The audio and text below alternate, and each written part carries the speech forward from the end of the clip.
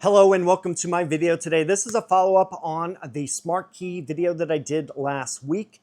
I have been using it for over 7 days now and been playing around with different options. One thing I want to show you in this video is alternate ways of installing that OBD2 adapter. I have a way of using a splitter, and the other way is using a direct connection to a fuse. So I'll show you both of those methods. And I'm going to show you how to change the logo on the screen of the smart key. So let's get started.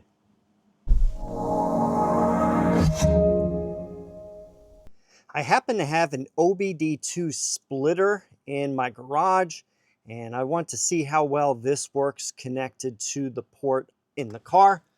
I have the dongle attached to one end, and then the other end is open.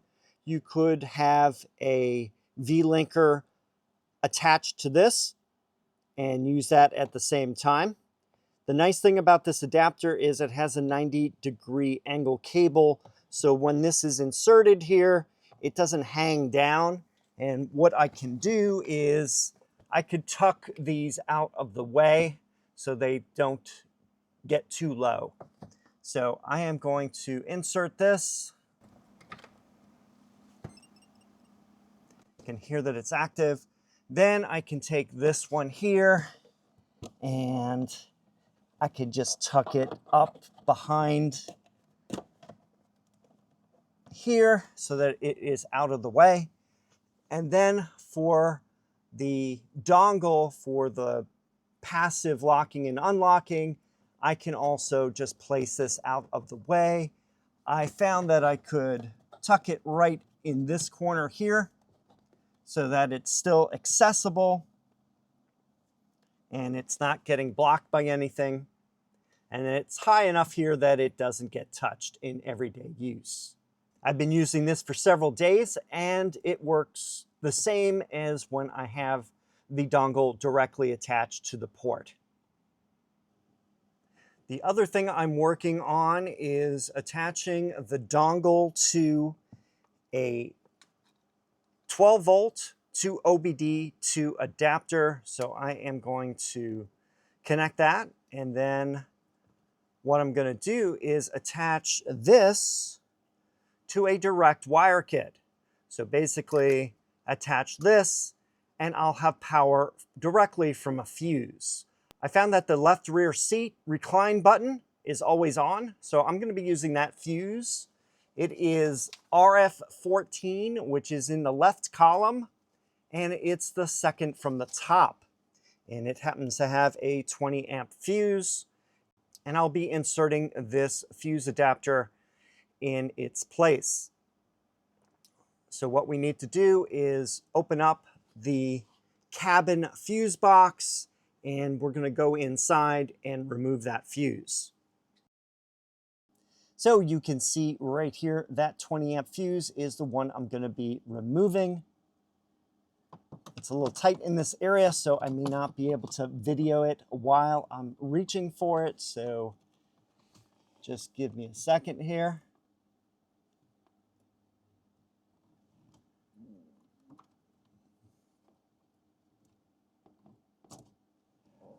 And now it's out. Then I'm going to take the fuse extension here and place it inside.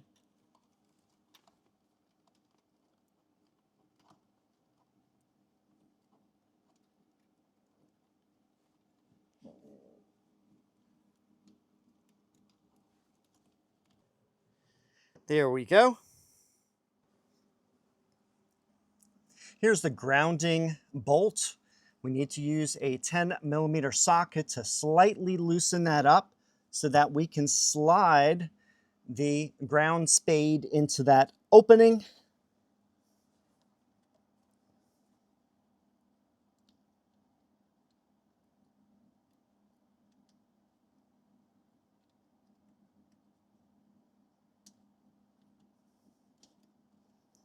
All right, and then we tighten it back up.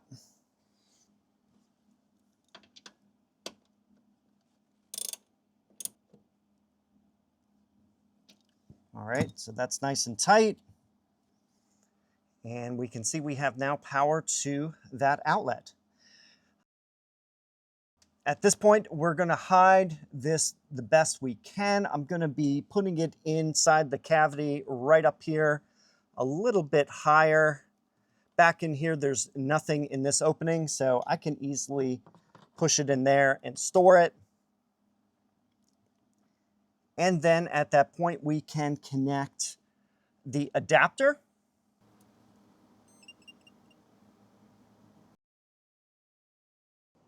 All right, I have the smart key and I'm going to walk away.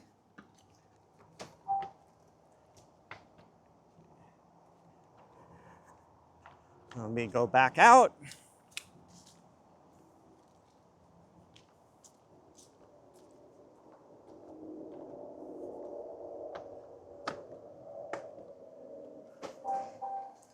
Success. So yeah, the alternate with using the 12-volt adapter directly connected to the fuse box is working.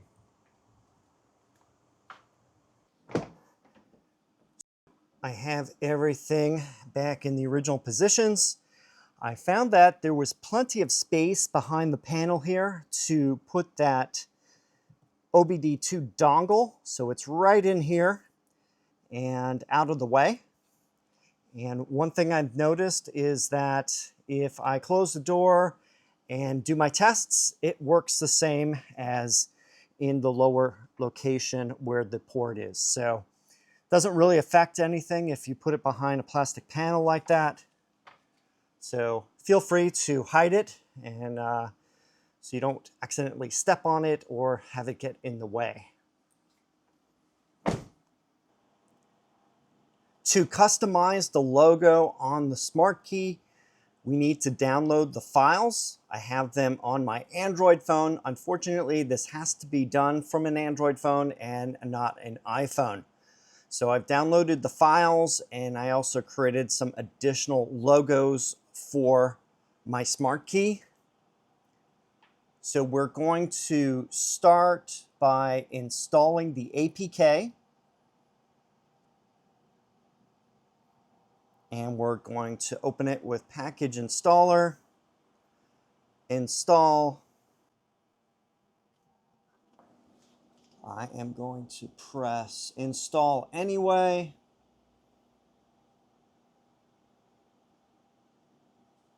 I'm going to use my biometric.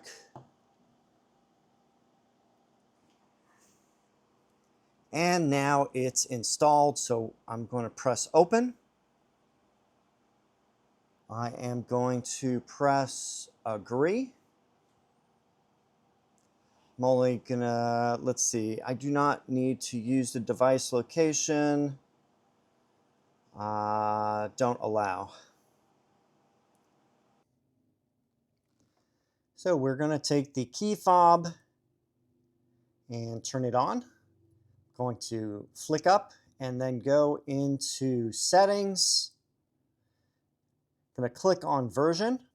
Then I'm gonna hold on to Date until you get into the menu here. Make sure that the BLE OTA is on. Also make note of the MAC number, which on mine is CAE6. And now on the app, we're going to go to Connect Device. And there it is. I see it right here. So we're going to click on that. And it is connecting. Make sure that the key fob has at least 30% battery life before doing the update. Otherwise, it's going to ask you to charge it up. And that's what I had to do right here. So let's go into Modify Custom Image. I am going to select image. Here are different ones that I happen to have. I am going to pick the ocean right here. And then I am going to do save. And now it is switching the background and doing the update on the smart key. All right, so let's test it out. I'm going to unlock. And now we see the ocean logo on here. So very cool. And you can change that to any of the images that you have stored on the phone. Make sure that they're roughly 100 by 100 pixels, and it should show up fine on the smart key. And now the smart key is updated, and then you can unbind and close down the app, and you're free to use the smart key. I have the links for the app and images in the video description. I have been using the smart key all week with the car, and it's been working great. As you can see right here, I'm walking up to the car and the door handles come out for use.